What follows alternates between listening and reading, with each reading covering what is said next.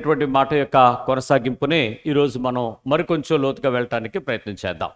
సేవకునిగా నా మీద నాకు ఉండవలసినటువంటి లేక దేవుని యొక్క మాట కొరకు నేను నిలబెట్టాల్సినటువంటి అదుపు ఏంటి, ఎట్లా నన్ను నేను కంట్రోల్గా చేసుకోవాలి అనేటువంటి విషయాన్ని విందాం.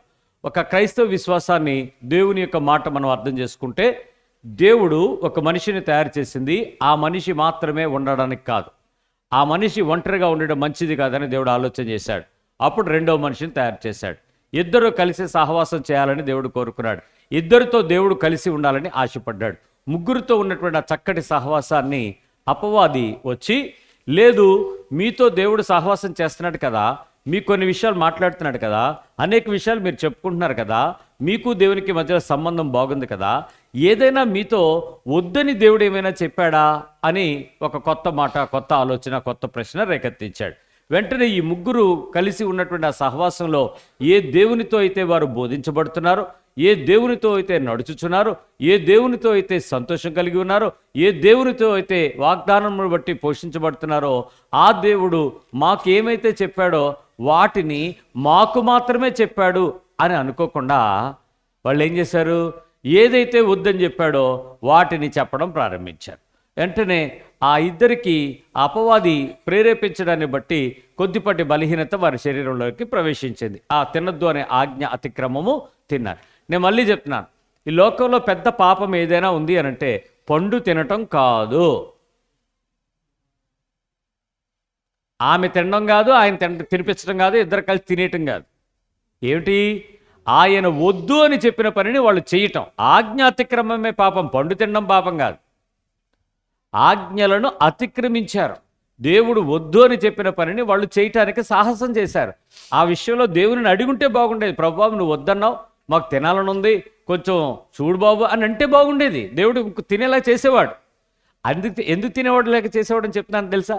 ప్రకటన గ్రంథంలో ఆయన అన్నాడు, మీకు జీవవృక్ష ఫలాలను భుజింపునిత్తును అన్నాడు. అంటే ఆయన ఆలోచన ఏంటట? నీకు ఇవ్వాలనే. అబ్బా అనుకుని ఉంటాడు. తర్వాత ఆదాం తెలిసిపోయింది దేవుని యొక్క పరిస్థితులు. అందుకని మొదటి మానవుడు దేవుని యొక్క ఆలోచనను పూర్తిగా తప్పుదోవ పట్టి ఇక లోకపు ప్రపంచాన్ని చెడగొట్టుకుని తన నుంచి వచ్చినటువంటి సృష్టి అంతా కూడా దేవుని వెతుకులాడుకుంటూ ఉంటే దేవుడు చూశాడు, వీరు తడువులాడి అతను కనుక్కుంటానికి ఆశ కలిగి ఉన్నాడే కానీ మరికొంచెం వారు చేసినటువంటి కాలమును సంపూర్ణం చేయాలని ఆశపడి చెదరగొట్టాడు. చెదిరిపోయినటువంటి జనం అంతటిని తిరిగి సమకూర్చుకోవటానికి కుమారుణ్ణి పంపించి, దేవుని మాటలు ఇలా ఉండాలి, దేవుని కొరకు బ్రతికితే ఇలా బ్రతకాలి, దేవుని యందు జీవము ఇలా దాచిబడింది, దేవుని కొరకు ఉండాల్సినటువంటి వ్యక్తి ఇలాంటి క్రమం కలిగి ఉండాలి, ఇది మాట్లాడాలి, ఇది తినాలి, ఇది తిరగాలి, ఇది చూడాలి, ఇది చెయ్యాలి, ఇది చెందాలి. చాలా చక్కగా సిస్టమేటిక్గా దేవుడు ఎలా అయితే మొదటి సృష్టి చెడిపోయిందో దాన్ని బాగు చేయడానికి తన కుమారుడిని పంపించాడు. అయితే ఈ చెడిపోయినటువంటి ఈ సృష్టి యావత్తును బాగు చేయడానికి దేవుని ఆలోచన ఏంటి? ఒక మనిషి నుంచి మరొక మనిషికి తన నోటి ద్వారా అవతల వ్యక్తి యొక్క చెవిలోనికి దేవుని వర్తమానం పంపి ఆ వ్యక్తిని దేవునిలోనికి తీసుకురావాలి, దేవుని ప్రేమను తెలియచేసుకోవాలి, దేవుని ఇష్టం వైపు తీసుకురావాలి, దేవుని కొరకు బ్రతికేలా ఆసక్తి తీసుకురావాలి. ఈ పరంపరలో ఈ లోకపు పద్ధతులన్నిటినీ చూసినప్పుడు అనేక మంది దేవునికి ఇష్టంగానే బతుకుతున్నప్పటికీ అనేక మంది దేవుని ఎరగక చనిపోతున్నారు, ఎరుగక చనిపోతున్నారు. అప్పుడు క్రీస్తు ఇదిగో లోకంలోనికి వచ్చినటువంటి దేవుని కుమారుని యొక్క క్రమాన్ని మీరు తెలియచెప్పండి అన్నాడు. అప్పుడు దేవుడు రెండు పద్ధతులను ఉపయోగించుకున్నాడు. ఒకటి, నిన్ను దేవునితో ఎలాగైతే నువ్వు సంబంధం కలిగి ఉన్నావో అలాగే నువ్వు ఈ పొరుగువాడితో కూడా సంబంధం కలిగి ఉండాలి. ఇది దేవుని యొక్క ఉద్దేశం అని చెప్పబడింది. దేవునిని ఎలా ప్రేమిస్తున్నావో అలాగే నిన్ను కూడా ఏం చేయాలి? నీ పొరుగువాడిని ప్రేమించాలి. నిన్ను నువ్వు ఎలా ప్రేమించుకుంటున్నావో అలాగే నీ పొరుగువాడికి ఏం చేయాలి? ప్రేమించాలి. ఈ ప్రేమించాలి అని చెప్పినటువంటి నిబంధన ప్రపంచానికి వాస్తవాన్ని వెల్లడి చేయటం మొదలుపెట్టిన తర్వాత దాని పేరు మనం ఏం పెట్టామంటే సువార్త. ఏమాట? సువార్త. గమనించాల్సిన ఒక ఆశ్చర్యకరమైన సంగతి చెప్తున్నాను. యేసు ప్రభు క్రైస్తవుడు కాదు, యెహోవా క్రైస్తవుడు కాదు, క్రైస్తవ్యం క్రైస్తవ మతానికి సంబంధించినది కాదు. వారు దేవుని మార్గములను ప్రకటించారు. ఈ క్రైస్తవ్యం మనం పెట్టుకున్నాం. మనము ఇస్లాం మతము, బౌద్ధ మతము, జైన మతము, హిందూ మతము, ఈ సాంస్కృతిక పదాలను మనం వాడేసుకుంటున్నాం. కానీ దేవుడు ఏమనుకున్నాడంటే దేవుని కొరకు జీవించే మార్గము అని మాత్రమే చెప్పాడు. అయితే ఆ అపోస్తుల కార్యాల్లో మనం చదివిన మాట ఏంటి? అనాది కాలంలో వారందరూ కూడా ఒక సంవత్సరం కలిసి ఉండి, ఐక్యంగా ఉండి, ప్రేమగా ఉండి, సంతోషంగా ఉండి, సమాధానంగా ఉండి, నీతిగా ఉండి, పరిశుద్ధంగా బ్రతకడాన్ని బట్టి అనాది కాలంలో అంత్యొకయలో వారిని ఏమన్నారు? క్రైస్తవులు అని పిలిచారు. అంతేగాని క్రైస్తవ మతం కాదు ఇది. అందుకే ఇది జీవన సరళి, జీవన మార్గము, సనాతనమైన జీవించే మార్గాన్ని ఉపదేశించిన క్రీస్తు యొక్క ఉపదేశం. సో యేసుక్రీస్తు వారి ద్వారా మనం ఎందుకు ఉపదేశం పొందుతున్నామంటే బైబిల్ చక్కగా చెప్పింది. యేసుక్రీస్తు వారు అన్నారు, నా ద్వారా తప్ప ఎవడును దేవుని దగ్గరికి వెళ్ళలేరు. యేసుక్రీస్తుని ఎందుకు మనం విశ్వసించాలి? ఆయన దేవుని కుమారుడిగా భూమి మీదకి వచ్చి పాపరహిత జీవితాన్ని జీవించడమే కాక పాపమునకు ప్రాయశ్చిత్తం చెల్లించాడు. ఇది 2 పదాలు మనం చెప్పాలి. పాపరహిత జీవితంగా పరిశుద్ధుడిగా జీవించుటయు, మరియు పాపమునకు ఆయన ప్రాయశ్చిత్తాన్ని చెల్లించి మనలందరినీ తీసుకుని వెళ్ళటానికి చక్కటి ఉపదేశాన్ని మనకి ఇచ్చాడు. ఆ మార్గంలో మనము దేవుని కొరకు ఇష్టంగా ముందుకు వెళ్ళటానికి ఇష్టపడాల్సి ఉంటుంది.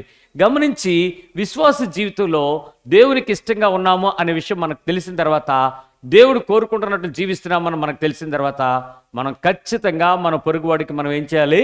సహాయం చేయాలి, ప్రేమ చూపించాలి, పరిచర్య చేయాలి, తప్పక సహాయకులుగా ఉండాలి. అందుకే రకరకాల పద్ధతుల్లో మనము పరిచర్య చేయటానికి పిలువబడ్డాం. దేవుని వాక్యంలో 2 తిమోతి పత్రిక 2వ అధ్యాయము 4వ వచనంలో చూస్తే ఆయన ఏమన్నాడు? సైనికుడు ఎవడను యుద్ధమునకు పోవునప్పుడు తన్ను దండులో చేర్చుకుని వాడిని సంతోష పెట్టవలనని ఈ జీవన వ్యాపారములలో చిక్కుకొనడు. ఏమిటి? ఎవరి సైనికుడు? మనము. దండు ఎవరిది? క్రైస్తవ్యం. అంటే క్రీస్తు యొక్క సైనికత్వం. క్రీస్తు యొక్క మాటలు విని, క్రీస్తు కొరకు బ్రతకడం ఉద్దేశించి, క్రీస్తు కొరకు జీవించటానికి కోరుకొనిన, క్రీస్తు కొరకే ఆలోచన చేయగలిగినటువంటి ఒక సమూహాన్ని బైబిల్ చెప్తుంది సంఘము. క్రీస్తు కొరకు ఆశతో బ్రతికే ప్రపంచాన్ని బైబిల్ చెప్తుంది సమాజము. అంతే, దాన్ని తెలుగులో మనం సంఘం అంటాము, సహవాసం అంటాము, ఇంగ్లీష్లో చర్చ్ అంటారు, ఫెలోషిప్ అంటారు. వీటిలో చేర్చుకోవటానికి ఉద్దేశం ఏంటి అని అంటే, మనకొక నాయకుడు ఉన్నాడు, మనకు ఒక దండులో సంతోషపరిచే నాయకుడు ఉన్నాడు, ఆయన కొరకు బ్రతుకుతున్నాం. ఎవరైనా? యేసుక్రీస్తు. యేసుక్రీస్తు వారి కొరకు ఎందుకు మనం బ్రతకాలి? ఆయన చూపిన మార్గము ఆదర్శనీయమైనది, ఆయన చేసిన పనులు ఎంతో ఉత్కృష్టమైనవి. ఎందుకంటే ఈ లోకానికి మాదిరినిచ్చాడు, మార్గమయ్యాడు, మనల్ని దేవుని దగ్గరికి తీసుకుని వెళ్ళటానికి ఆయన సంపూర్ణుడుగా మన మధ్యలో నిలవబడ్డాడు. అందుకే బైబిల్లో మాట ఉంది, దేవత్వం యొక్క సర్వసంపూర్ణత యేసుక్రీస్తునందు ఉన్నది అని. అంటే దేవుడు ఎలా ఉంటాడో పర్ఫెక్ట్గా మనం చూపించాలంటే అది ఎవరిలో చూపించచ్చంటే లోకంలో? యేసుక్రీస్తులో మనం దాన్ని చూపించగలం. అయితే ఈ దండులో చేరిన వాడు ఎక్కడ ఎందుకు చిక్కుకూడదు? మనకు కొన్ని విషయాలు ఉన్నాయి. సేవకులుగా ఈ లోకంలో ఉన్న మనమందరం, మళ్ళీ సేవకులు అంటే పాస్టర్లు కాదు, దేవుని సేవించేవారు సేవకులు. దేవునికి ఎవరైతే ఇష్టపడి, దేవుని కొరకు ఎవరైతే బ్రతకను ఉద్దేశించి, దేవుని కొరకు ఎవరైతే ఆశ కలిగి ఉంటారో వారు దేవుని సేవకులు. దేవుని సేవకులు అంతరాయాలను పరిచర్యల కోసం దైవిక నిర్ణయంగా చూస్తారు. ఒకవేళ ఏదైనా ప్రకృతి రీత్యా అడ్డుపడినా, ప్రభావరీత్యా జరగకపోయినా, చట్టరీత్యా ఆటంకం కలిగిన, కాల ప్రమాణాల సంబంధమైన పరిస్థితులు ప్రమాదరీత్యా వచ్చినా ఏది వాడు నిరుత్సాహపడ్డు, ఏడవడు, ఆగడు, సాగిపోతాడు. ఎందుకనంటే దేవుని కొరకు అతడు బ్రతికేటప్పుడు ఆటంకం అనేదాన్ని దైవికమైన పనిగా చూస్తాడే తప్ప, నా కర్మ, నా దరిద్రం, నాకింతే, నాకెప్పుడింతే, ముట్టుకుంటే మసే, ఈ మాటలతో ఎప్పుడు కూడా కాలయాపన చేయడు.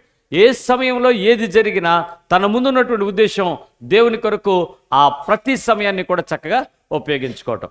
మన ఒక సందర్భంలో ఒక విషయాన్ని చెప్పాలి. ఒక కార్యక్రమానికి వెళ్ళాం, మీటింగ్ అవుతుంది. మీటింగ్ అవుతూ ఉండగా మధ్యలో సడన్గా కరెంటు పోయింది. సహజం కదా, మన భారతదేశంలో కరెంట్ రాక పోక ఎప్పుడు ఎవడో చెప్పలేడు, ఏ టైంలోనైనా జరగచ్చు. సడన్గా కరెంటు పోయింది. అందరూ జనరల్గా కంగారు పడిపోతారు, భయపడిపోతారు, బాధపడిపోతుంటారు. ఆ పాస్టర్ గారు ఏం చేశారంటే, ఇందాక నుంచి ఎదురు చూస్తున్నాను, నేను ఇందాక నుంచి చాలాసేపటి నుంచి నేను గొంతు బాగాలేదు, కొంచెం నాకు తీసుకొచ్చిన టీ నాకు ఇచ్చేయండి అన్నాడు. కూర్చొని చక్కగా తాగేశాడు. ఈయన తాగి అలా పెట్టగానే కరెంట్ వచ్చింది. కరెంటు పోయిన టైంలో ఆయన ఏం చేశాడు? వాడుకున్నాడా లేదా? ప్రత్యేకంగా తాను సంరక్షించుకోవడానికి ఉపయోగించుకున్నాడా లేదా? అంటే ఈ ఒక బ్రేక్ వచ్చినప్పుడు ఈ కరెంట్ ఇంతే, ఈ దరిద్రం ఇంతే, జనరేటర్ కాల్ చేయలేదు, సొనుగుతావా? దాన్ని వాడుకుంటావా? మనకేంటి జ్ఞానం? సో ఏ ఆటంకమైనప్పటికీ, ఏ ఇబ్బంది అయినప్పటికీ, ఏ పరిస్థితి అయినప్పటికీ, ఆ పరిస్థితులలో ఏ ఆటంకం కలిగినా దాన్ని మనం ఏం చేసుకోవాలి? ఉపయోగించుకుంటాడు. క్రైస్తవుడు చాలా జ్ఞానంగా దాన్ని దైవ నిర్ణయంగా వాడుకుంటాడు. ఏమేంటి? వద్దు, వెళ్ళు, రావాలి, ఇవ్వాలి, తీసుకోవద్దు, వదులుకో, మానుకో, చెప్పు, తీసుకో, చెప్పొద్దు, తిరస్కరించు. ఇలాంటి విషయాలు దేవుడే గనక ఒకవేళ నీకు ఆటంకం కలిగే పద్ధతిని వాడితే మానేస్తావా, ముందుకెళ్తావా? చాలామంది ఏమంటారు తెలుసా? ఏటండి నేను ఏదేదో చేద్దాం అనుకుంటే దేవుడు వద్దన్నాడు, ఆపేస్తాడు. నువ్వు వద్దు అన్నప్పుడు దాన్ని ఎంత చక్కగా దేవుని మాటకు విధేయత చూపుతావో, లోబడతావో, దాని మీద దేవుడు నీతో పనిచేయడానికి ఇష్టపడతాడు. సో ఈ విషయాలన్నిటినీ మనం పరీక్షించుకున్నాం. కిందటి వారం మనం శ్రద్ధగా విన్నాం. దీనిలో నుంచి దేవుడు దైవికమైన నిర్ణయాలుగా ఒక విశ్వాసి చూడటం ప్రారంభించి తన యజమానిని సంతోషపెట్టడానికి ఆటంకాలన్నీ క్యాష్ చేసుకోవడానికి ప్రయత్నం చేస్తాడు. ఈరోజు నేను మరికొన్ని విషయాలలో ఒక సేవకుడు తన యజమానిని సంతోషపరచడానికి ఏమేం చేస్తాడో చెప్తాను. సేవకులు అంటే మళ్ళీ ఎవరు? పాస్టర్లా, మనమా? మీ పక్కలు చెప్పండి. మనమే సేవకులం. ఆయన మన నాయకుడు, మనం ఆయన సేవకులం. మనం ఆయన్ని సేవిస్తున్నాం, ఆయన ఆరాధిస్తున్నాం, ఆయనను ప్రార్థిస్తున్నాం, ఆయనను కీర్తిస్తున్నాం. ఆయనే మన నాయకుడు. ఆయన మనం ఏం చేద్దాం? దండులో చేరిన మనం ఆయన్ని సంతోషపరుద్దాం. కాబట్టి ఏ రకమైన చిక్కులో చిక్కుకోకుండా జాగ్రత్తగా ఉండడానికి ప్రయత్నం చేద్దాం. సేవకులు తమ స్వంతాన్ని వదులుకోవటానికి కానీ కోల్పోవడానికి కానీ సిద్ధంగా ఉంటారు. దేవునికి ఇష్టమైనటువంటి వ్యక్తులు తమ స్వంతాన్ని వదులుకోవడం కానీ అవసరమైతే కోల్పోవడానికి కానీ చాలా ఇష్టంగా ఉంటారు. వదిలేసుకోవడానికి ఇష్టపడతారు. మా ఇంటి దగ్గర ఒక ఆవిడ ఉన్నారు. ఆవిడ తెల్లవారు ఆదివారం అయ్యేటప్పటికి దేవదూతలా తయారైపోద్ది. ఆవిడ పేరు మేము దూత అని పెట్టాం. దేవదూత అంటే బాగోదని దూత అని చిన్నప్పుడు ఆడుకునేటప్పుడు దూత వెళ్ళిపోతుందిరా, దూత వస్తుందిరా అనేవాళ్ళం. ఆవిడ తెల్ల బట్టలు వేసుకుని, చల్లచీర కట్టుకుని, తలకి ముసుగేసుకుని, చేతిలో బైబిల్ పట్టుకుని చక్కగా వచ్చి మా ముందు వెళ్ళేటప్పుడు, బాబు బాగున్నారా, ఆడుకోండి అని వెళ్ళిపోతుండేది. ఏమనేది కాదు. రోడ్డు మీద మరి బాల్ తగులుద్ది కదా, కర్ర బిళ్ళ ఆడినప్పుడు బిళ్ళ తగులుద్ది కదా, ఎందుకు వచ్చిన గొడవరా బాబు అని చెప్పి మేము అలా వెయిట్ చేస్తున్నాను. ఆవిడ అలా వెళ్ళిపోతూ బాబు ఆడుకోండి బాగున్నారు కదా అని వెళ్ళిపోతుండేది. రిటర్న్ చర్చి నుంచి వచ్చేటప్పుడు ఏవో ఒకటి మరి చర్చిలో ఇచ్చేవారో లేకపోతే ఆవిడ కొనుక్కొచ్చేదో బిస్కెట్లు, చాక్లెట్లు వచ్చి ఆగి, బాబు బాగున్నారా, ఇదిగో ఈ బిస్కెట్ తినండి, ఇది చాక్లెట్ తినండి, దేవుడు మిమ్మల్ని ఆశీర్వదిస్తాడు, దేవుడు మీకు తోడుగుంటాడు, ఆడుకోండి అమ్మ నాన్న చెప్పిన మాటనండి అని చెప్పేసి మీకోసం నేను ప్రార్థన చేస్తాను అని వెళ్ళిపోతుండేది.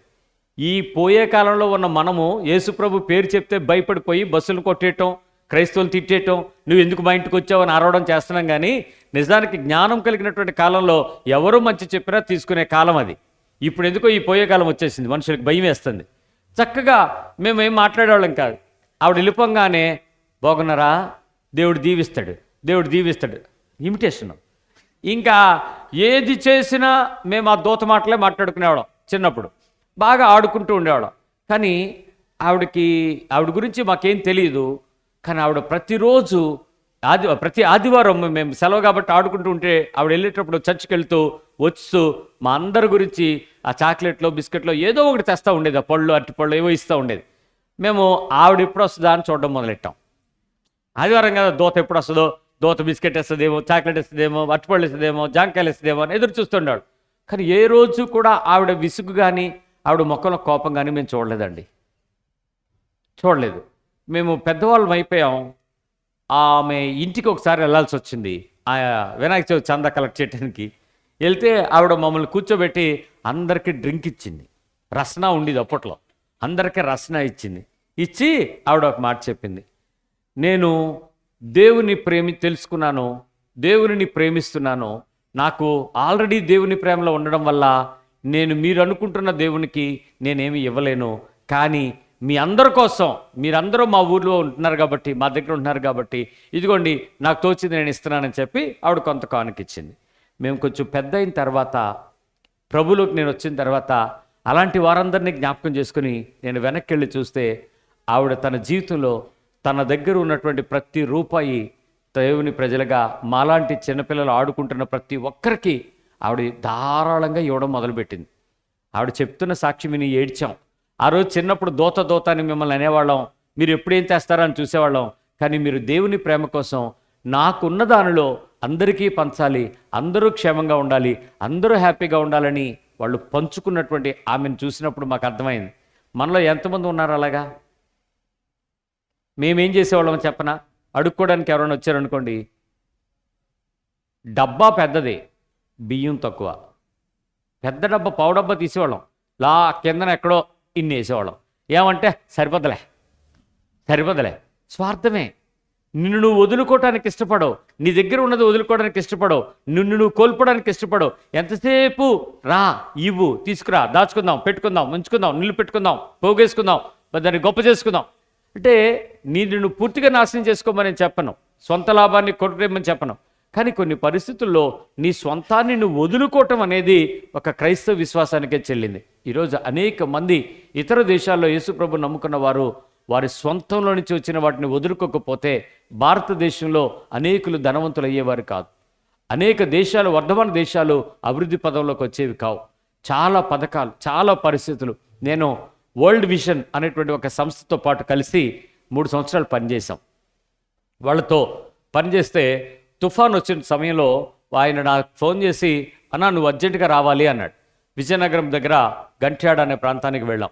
వెళ్తే ఆయన చెప్పాడు, ఇదిగో ఈ 20 ఇళ్ళు పోయాయి, ఇదిగో అక్కడ ఆ స్లంలో కొన్ని రేకులు ఏమీ లేకుండా ఇళ్ళు రోడ్డున పడిపోయాయి, మనం ఏదైనా సాయం చేద్దాం చెప్పండి అన్నాడు. ఏం చేద్దాం చెప్పండి అని అంటే, మనందరం కలిసి వీళ్ళందరికీ ఏదైనా రిహాబిలిటేషన్ ఏర్పాటు చేద్దాం. మనం ఏం చేయగలమండి, ఇల్లు కట్టాలంటే ₹1,00,000 అయిపోద్దండి. ఏం అక్కర్లేదు, మనం రేకులతో దాన్ని షెడ్ నిలబెడదాం, ఆ తర్వాత వాళ్ళు దాన్ని గోడను కట్టుకోవడానికి సిమెంట్ ఇద్దామన్నాడు. సరే స్టార్ట్ చేయండి, ఎంత ఉందో మన దగ్గర చూసుకున్నాం. మా దగ్గర ఏదో కొంచెం ఒక 2.5 లక్షలు ఎంత ఉన్నాయి, వెంటనే స్టార్ట్ చేద్దామని చెప్పేసి రేకులు కొనుక్కొచ్చేసాం. సిమెంట్ రేకులు అప్పట్లో కొనుక్కొచ్చి ఆ ఊర్లోకి వెళ్ళి మనిషికి 8 రేకులు ఇస్తామో దానికి తగ్గట్టుగా మీరు ఇల్లు కట్టుకోండి అని చెప్పి, మేము ఎప్పుడైతే ఇది మొదలుపెట్టామో మా డబ్బుల్ని తీసుకెళ్ళి మా స్వంతాన్ని వదులుకుని మేము చేయడం ప్రారంభించామో, ఆ చుట్టుపక్కల మరొక ఆయన వచ్చాడు. వచ్చి, ఏమండి ఇంటికి 4 బస్తాలు సిమెంట్ ఇస్తాను నేను అన్నాడు.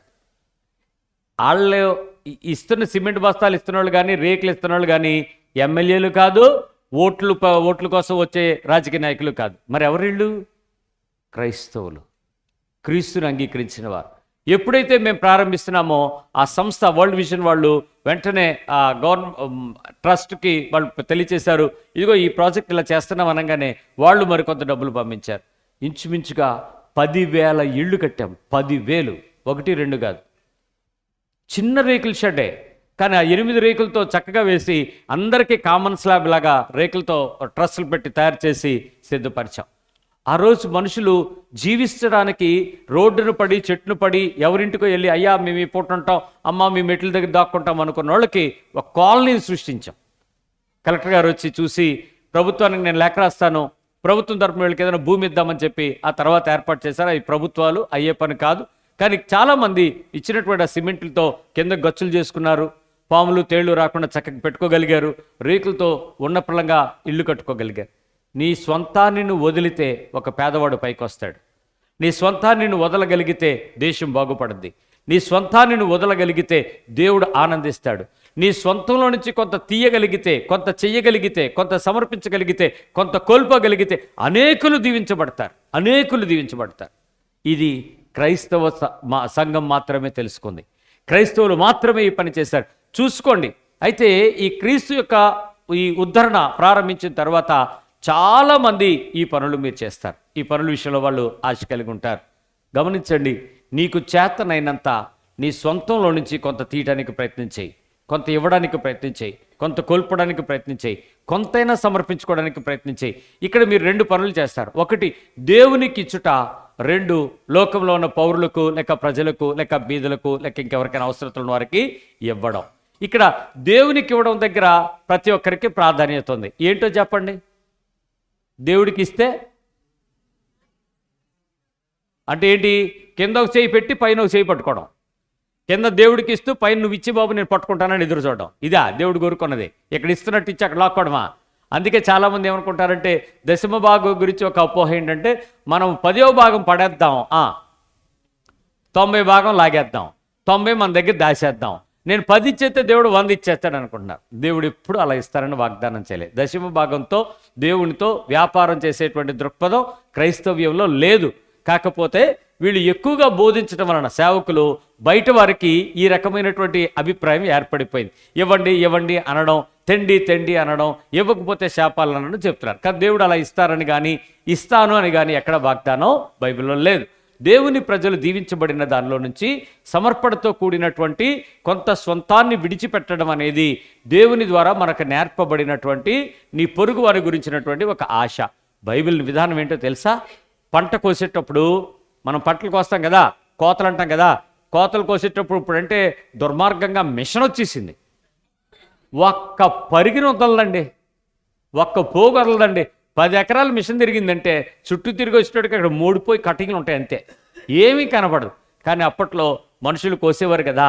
పంట కోసేటప్పుడు మరి పళ్ళు దులిపేటప్పుడు కానీ, పళ్ళు కిందకి కోసుకునేటప్పుడు కానీ, ఈ కోసి పంట కానీ ఇలాంటి వాటికి వెళ్ళేటప్పుడు వాళ్ళు 10 గుప్పులు పట్టుకోవాలి, 10 ఓరలు పట్టుకోవాలి, 10 పసక్, 1 2 3 4 5 6 7 8 9 10 పక్కన 3 వదిలేయాలి, 3 కానీ 2 కానీ వదిలేయాలి. మళ్ళీ నెక్స్ట్ 10, మళ్ళీ 2 కానీ 3 కానీ, మళ్ళీ 2 కానీ. ఎన్నిసార్లు నువ్వు 10 సార్లు కంకులు కోస్తే 2 సార్లు 3 సార్లు నువ్వు వదిలేయాల్సిందే. మొత్తం పంట కోసి నువ్వేమో కుప్పలేసుకుంటావు, అవేమో లేచి ఉంటాయి. అప్పుడు ఎవరికో తెలుసా? ఆ ఊర్లో ఉన్నటువంటి పేదవారికి, ఆ ఊర్లో ఉన్నటువంటి విధవరాళ్ళకి, ఆ ఊర్లో ఉన్నటువంటి వితంతువులకు, దిక్కులేని వారు వాళ్ళు వస్తారు. అయ్యా ఈ సంవత్సరం మీ పొలంలో పరికి తీసుకుంటామయ్యా అని, ఓకే ఈ సంవత్సరం నువ్వు తీసుకో అంటే ఇంకోటి ఏమన్నా రానివ్వరు. అలాగే ఊర్లో ఉండేటువంటి పేదలు నిశ్చితంగా ఉంటారు కాబట్టి ఆ నిశ్చయమైన వారికి, ఆ ఊర్లో ఉండేటువంటి ధనవంతులు అందినటువంటి భూములు కలిగిన వారు, పొలాలు కలిగిన వారికి ఇచ్చేస్తారు. అలాగే పంట, మనం మామిడికాయలు కోసామనుకోండి, మేము ఒకసారి ఈ తోటలో కోస్తున్నప్పుడు ప్రార్థన చేయడానికి రమ్మన్నారు. నేను వెళ్ళి నిలబడ్డాను, ప్రార్థన చేసాం. తోటలో పళ్ళన్నీ దింపేస్తున్నారు, మొత్తానికి ట్రేలు ఎత్తేస్తారు. ఎత్తేస్తున్నప్పుడు ఒక ఆయన వచ్చాడు, వచ్చి ప్రతి చెట్టు దగ్గర చుట్టూ తిరుగుతున్నాడు. ఎందుకు సార్, మీరెవరు సార్ అన్నాడు. నాకు వీళ్ళు జీతం ఇస్తారు సార్ అన్నాడు. ఎందుకు అని అంటే ఏ చెట్టుకైనా కాయ పండు ఉండిపోద్దేమో మేము దులిపేస్తాం సార్ అన్నాడు. అవి ఉంచేయచ్చు కదా అన్నాడు. తోట కొనుక్కున్నాం, పండు ఎందుకు ఉంచుతాం అన్నాడు. అప్పట్లో అలా కాదు, నువ్వు దులిపేవారంటే 80% పళ్ళు మాత్రమే తీసుకోవాలి, 20% వదిలేయాలంతే. అక్కడ నువ్వు తిన్నా తినకపోయినా వదిలేయాలంతే. ఎవరికి? పేదవారికి, దిక్కులేని వారికి, అనాథులకు, విధవరాళ్లకు, వితంతువులకు, అలాంటి పేదవారు. ఎందుకు? మన పంటను దేవుడు దీవించాడు, నేను మొత్తం స్వార్థంగా లాక్కోకూడదు, దాన్ని ఇవ్వాలి. ఇది దేవుని యొక్క సేవకుడుగా నీ హృదయపూర్వకంగా నీ పొరుగువాడిని ప్రేమించి కష్టంలో ఉన్నవాడికి సహాయం చేస్తూ ఏ రకమైన సాయమైనా చేయాలని దేవుని చేత మనం ప్రేరేపించబడుతున్నాం. ఈ పనులు చేసేటప్పుడు ఎవరు ఆనందిస్తారు? నీ సృష్టికర్త అయిన దేవుడు నీ యందు ఆనందిస్తారు. అంతేకాదు, సేవకులైనటువంటి మనము ఏం చేయాలో తెలుసా? వ్యక్తిగత ఇష్టాలను కూడా వదిలేసుకోవాలి. సెల్ఫ్ ప్లెజర్స్, స్వంత ఇష్టం, స్వంత ఇచ్ఛ, వీటిని వండుకోమని చెప్తాడు. అంటే నువ్వు ఏదో చేయాలనుకుంటావు, ఏదో కొనాలనుకుంటావు, ఏదో దాయాలనుకుంటావు. ఇలాంటి నీ స్వంత ఇష్టము, స్వంత ఇచ్ఛ నువ్వు చేయటం ద్వారా లాభమా నష్టమా, ఇది ఆలోచించాలి. Is it profitable things or non profitable things? ఏమిటి లాభకరమైనవా, ఏమిటి లాభం కానివా? ఇవి ప్రతిసారి సేవకుడు ఆలోచించమని బైబిల్ చెప్తుంది. అంటే ఏవైనా కొన్ని నీకు వ్యక్తిగత లాభాన్ని కలిగించే ఉంటాయి, కానీ సమాజానికి లాభం కలిగించే పనులు చేయాలి. వ్యక్తిగత ఇష్టాలు ఉంటాయి, వాటిని కోల్పోవటానికి ప్రభు ఇష్టపడతాడు. ఉదాహరణ చెప్తాను, నేను నాకు నచ్చినట్టు ఉంటే ఎవరికి నష్టం చెప్పండి? అసలు దేవుడికి ఏమన్నా బాధ కాదు కదా? ఏడుస్తాడు పని దేవుడు? ఏమన్నా ఏడవడు కదా? లేకపోతే నువ్వు ఎందుకు ఇలా తయారయ్యవని అంటాడా? అనడు కదా. కానీ దేవుడు ఎప్పుడు అలా బాధపడడు. కానీ వ్యక్తిగత ఇచ్ఛ, వ్యక్తిగత ఇష్టము అనేటువంటి లక్షణము కొన్ని సందర్భాలలో దేవుని యొక్క మాటకు అవిధేయతగా మారుతుంది. అందుకని విధేయత కలిగించిన వారముగా ఆయా పనులు మనం చేయవలసి వచ్చేటప్పుడు వాటిలో నుంచి వ్యక్తిగత ఇష్టము ఇచ్చలను మనం కోల్పోవడం ప్రారంభించాలి.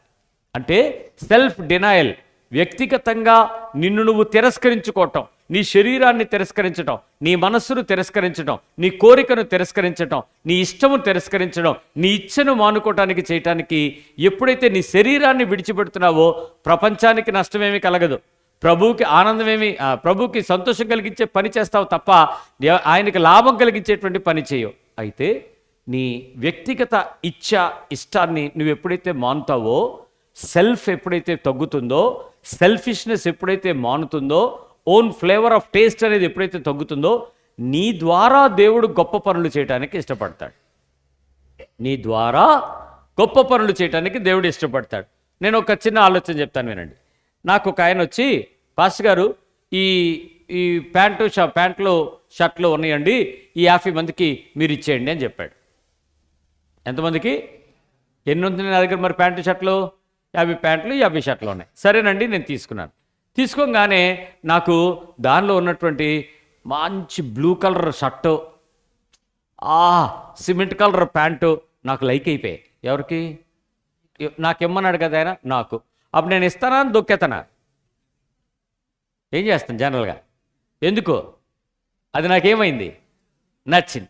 నా సొంతానికి నాకు కావాలి అని ఆలోచన కలిగింది. వెంటనే నేను ఏమన్నానంటే, నేను నిజాయితీగా ఉండాలి కదా, మరి ఆయన దగ్గర తప్పు చేయకూడదు కదా, అందుకని నేను, సార్ వాళ్ళకే ఇస్తారా, మాకివ్వరా అని అడిగాను. ఆయన అన్నాడు, మీకు ఏడు సార్, మీ దగ్గర బోల్డ్ ఉంటాయి అన్నాడు. ఇప్పుడు నాకు కావాలా వద్దా? ఇది నాకు లైకింగా కాదా?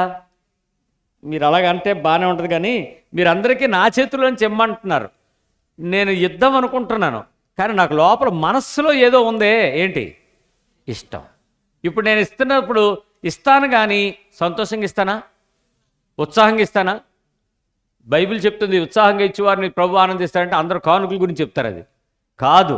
నువ్వు ఏది ఎవరికి చేసినా నీ పొరుగువానికి నువ్వు చేసేటువంటి పరిచర్యలో ఇష్టంగా చేయాలి, కానీ నువ్వు ఇష్టపడుతూ బాధపడుతూ చేయకూడదు.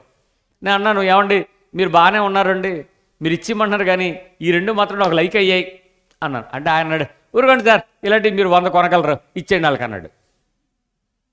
మరి ఇంకా వీడు నన్ను పట్టించుకునేలాగా లేడు, నన్ను సాటిస్ఫై చేయడు, అడుగుతున్నా కూడా ఇచ్చేయండి అంటాడు, 100 కొనుక్కోమంటాడు.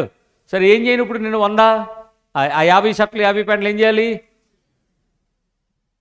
ఇష్టంగా ఇచ్చానా, బాధ ఇచ్చానా?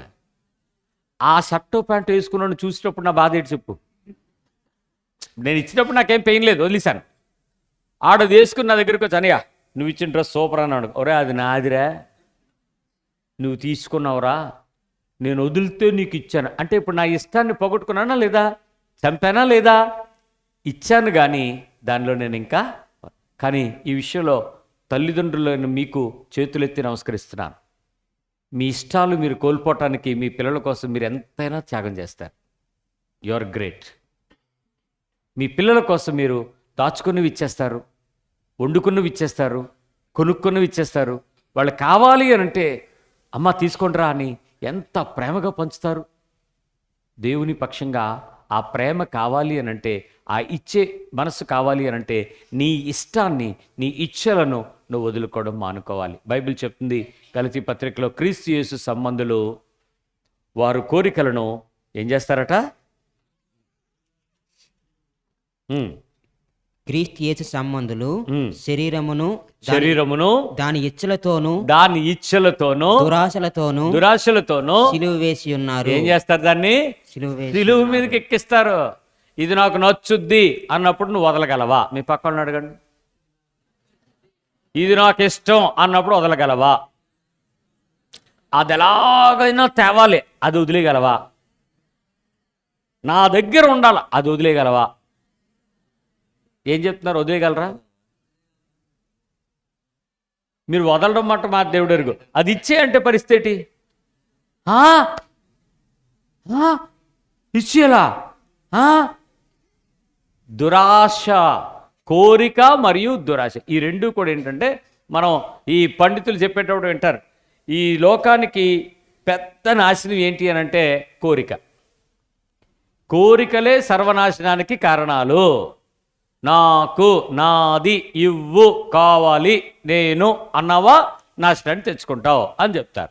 నిజానికి దేవుని యొక్క ఇష్టాన్ని ఎరిగినవాడు, దేవునిని ప్రేమించడం తెలిగినవాడు తన పొరుగువాని సంతోషం కొరకు తన ఇచ్ఛను కోల్పోతాడు, తన ఇష్టాన్ని వదులుకుంటాడు. తన ప్రేమను పంచడానికి దేవుని ఎరిగినవాడు మాత్రమే ఈ రకంగా తను ఏం చేయాలి? కోల్పోవాలి. మొదటిది ఏం చెప్పాను? ఫస్ట్ది ఏం చేస్తారు? సెల్ఫ్ వదులుకుంటారు. ఇప్పుడు ఏం చేస్తారు? తమ ఇష్టాన్ని మానుకోవాలి. నీ ఇష్టాలు వదులుకోవడానికి ప్రయత్నం చేయాలి. నెంబర్ 3, సేవకులు తమ కోరికలను ఆశలను కూడా ఏం చేస్తారు? వదలడం కాదు, చంపడం మొదలెడతారు, చంపుతారు. ఏమిటి తమ కోరికలేంటి? వ్యక్తిగతంగా ఈ కోరిక అనేది, ఆశ అనేది 2 రకాలుగా ఉంటుంది. నేను ఏదైతే చూస్తున్నానో అది నాకు కావాలి అనిపించినప్పుడు, అది నేను పొందాలి అనిపించుకున్నప్పుడు, అది నేను సంపాదించాలి అనుకునేటప్పుడు నేను కొన్ని పనులు చేస్తాను. అవన్నీ కోరికలు. ఏది కావాలనుకుంటున్నానో, ఏది సంపాదించాలనుకుంటున్నానో, ఏది పొందాలనుకుంటున్నానో దానికి నేను చేసే పనులు లేక ప్రణాళికలన్నీ కోరికలు అవుతాయి. ఏది ఆశ అంటే నాది కానిది కూడా నేను అనుభవించాలి, అది కలిగి ఉండాలి, అది పొందుకోవాలి. అది నాది కాదు అంటే నేను సంపాదించకుండా నా దగ్గరికి రాగలిగేది ఆశ. నేను సంపాదించను అంటే దాన్ని నేను తయారు చేయను, కానీ నాకు అది కావాలని కోరుకుంటాను. బహుశా కొనుక్కోవచ్చు, లాక్కోవచ్చు, దొంగతనం చేయొచ్చు, లేకపోతే ఉంచుకోవచ్చు ఆశ. కానీ కోరికకు నువ్వు ప్రయాసపడతావు, నువ్వు పెట్టుబడి పెడతావు, నువ్వు శ్రమ పడతావు, నువ్వు కష్టపడి వెళ్ళి దాన్ని సంపాదించడానికి డబ్బులు చెల్లిస్తావు, ఏదో చేస్తావు. ఈ రెండీ కూడా ఏం చేయాలంటే చంపేసుకోవాలి వ్యక్తిగతంగా. ఒక దేవుని యొక్క క్రైస్తవ విశ్వాసంలో ఎప్పుడైతే నీవు ఇలాంటి విషయాలను వదులుకోవడం నువ్వు ప్రయత్నం చేస్తావో, సెల్ఫ్ డినాయల్, నిన్ను నువ్వు నీ సొంతాన్ని ప్రేమించకూడదు అని చెప్తాడు ఆయన. ఎందుకు అనంటే దేవునిని ప్రేమిస్తున్నావు అనంటే నీకు ఏది ప్రయారిటీ అవుతుందో అప్పుడు రెండవది తీసేయాలి. ఇక్కడ చిన్న మాట, ఒక వ్యక్తి దేన్నైనా ప్రేమిస్తున్నాడు అనుకోండి, దాని మీద అతనికి ఏం కలుగుద్ది? మొదట ఇష్టం, తర్వాత మక్కువ, తర్వాత ప్రేమ. దేవునిని ప్రేమిస్తున్నాను అనుకోండి, ఆ దేవుడు చెప్పే మాట, దేవుడు చెప్పినటువంటి ఆజ్ఞ, ఆయన చూపిన మార్గము, ఆయన నాకు ఉపదేశించిన ఉపదేశం నాకు విలువ అవుతాయి. ఎందుకంటే నేను ఆయన్ను ప్రేమిస్తున్నాను కాబట్టి. ఆయనను ప్రేమిస్తున్నవాడు ఆయన ఆజ్ఞలు గైకొంటాడు, ఆయన్ను ప్రేమించేవాడు ఆయన మాటలను గైకొంటాడు, ఆయన ప్రేమించేవాడు ఆయన ఉపదేశమును గైకొంటాడు, ఆయన్ను ప్రేమించిన వాడు ఆయన మార్గమును కనుగొంటాడు, దానిని వెంబడిస్తాడు. ఇప్పుడు నేను ప్రయారిటీ ఏంటి నా జీవితంలో అంటే దేవుడు అన్నాను అనుకోండి, దేవుని నేను ఎక్కువగా ప్రేమించడానికి ప్రయత్నం చేసే కొద్దీ నేను నా సొంతాలు ఏమైతే ఉంటాయో, నా ఇష్టాలు ఏమంటాయో, నా కోరికలు అన్నీ ఏం చేయాలి? నేను దూరం చేయాలి. ఇక్కడ సమస్య ఏంటంటే నేను దేవుణ్ణి ప్రేమిస్తున్నానని చెప్పి, దేవుడి ఇష్టం అని చెప్పి, దేవుని కోరుకుంటానని చెప్పి నా సొంతాన్ని కూడా కోరుకుంటే ఎలా అవుద్ది? అందుకు దేవుడు ఏమంటాడంటే నీ సొంత ఆశ, నీ సొంత కోరికలు నువ్వు చెయ్యాలి అనుకునే పద్ధతి ఉంది చూసారా, వాటిని నువ్వు చేయటానికి ఇష్టపడేటప్పుడు నువ్వు దేవుని స్పృహ కలిగి చెయ్యాలి, దేవుని మనస్సు కలిగి చెయ్యాలి, దేవుని ఆజ్ఞ తెలుసుకుని మీరిపోకుండా వాటిలో మనం చేయటానికి ప్రయత్నం చేయాలి. కోరిక, ఆశ మనలని నష్టానికి తీసుకొస్తాయి. ఈ రెండు ఏం చేస్తాయి తెలుసా? కోరికలు, ఆశలు చాలా సందర్భాలలో వ్యక్తిత్వాన్ని మర్చిపోయేలాగా చేస్తాయి. నువ్వు మర్చిపోతావు, నీ వ్యక్తిత్వం మర్చిపోతావు. అంటే నేను ఇది చెయ్యకూడదు అని మర్చిపోయి అది తెచ్చుకోవడానికి నువ్వు ఫైట్ చేస్తావు, దెబ్బలాడతావు, పోరాడతావు. అవసరమైతే అవతల వ్యక్తిని ఇంకా ఏమైనా చేసి నిన్ను నువ్వు సంపాదించుకోవడానికి, దక్కించుకోవడానికి, రక్షించుకోవడానికి తెప్పలబడిపోతావు. దయచేసి నీకున్నటువంటి ఆ కోరిక లేక ఆ ఆశ నువ్వు చంపేయకపోతే అది ఒకరోజు నిన్ను చంపేస్తుంది, నిన్ను నాశనం చేస్తుంది.